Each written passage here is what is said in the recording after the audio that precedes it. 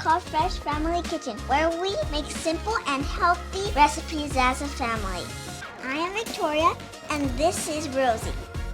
Today we're going to be making tropical ice fruit pops. Step 1, we will need 2 cups of fruit,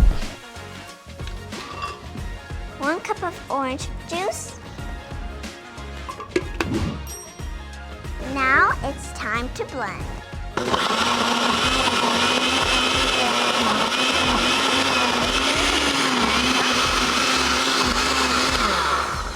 Before we pour it, we're going to put the popsicle sticks inside the popsicle molds.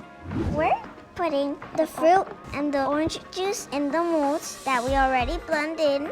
We just put it in the freezer later, and then we could just eat it or lick it. Keep pouring it in till the mold is all full.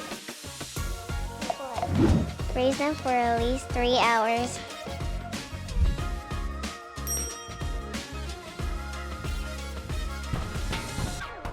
Now we're gonna get the popsicles. Then we're gonna pop this out. We're gonna pull like this. And now we just get it from the... And now we're gonna try it.